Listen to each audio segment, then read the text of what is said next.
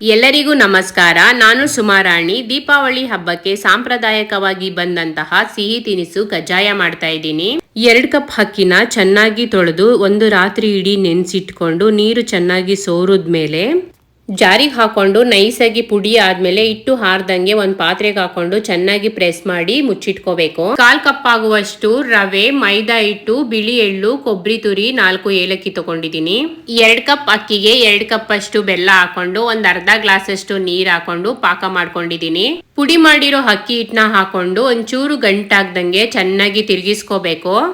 ರವೆ, ಮೈದಾ ಹಿಟ್ಟು, ಬಿಳಿ ಎಳ್ಳು, ಕೊಬ್ಬರಿ ತುರಿ, ಏಲಕ್ಕಿ ಹಾಕೊಂಡು ಸ್ವಲ್ಪನೂ ಗ್ಯಾಪ್ ಕೊಡ್ದಂಗೆ ಚೆನ್ನಾಗಿ ತಿರ್ಗಿಸ್ಕೊಂತಾ ಇರ್ಬೇಕು. ಇಷ್ಟಾದ್ರೆ ಸಾಕು, ಕಜ್ಜಾಯದ ಹಿಟ್ಟು ರೆಡಿ ಆಗುತ್ತೆ. ಮೇಲ್ಗಡೆ ಸ್ವಲ್ಪ ಎಣ್ಣೆ ಹಾಕಿ ತಣ್ಣಗಾಗೋವರೆಗೂ ಬಿಡ್ಬೇಕು. ಹಿಟ್ಟು ಚೆನ್ನಾಗಿ ತಣ್ಣಗಾದ್ಮೇಲೆ ಕೈಗೆ ತಟ್ಟೆಗೆಲ್ಲ ಎಣ್ಣೆ ಸವರ್ಕೊಂಡು ಸಣ್ಣ ಸಣ್ಣ ಉಂಡೆ ಮಾಡಿ ಇಟ್ಕೊಂಡಿದೀನಿ.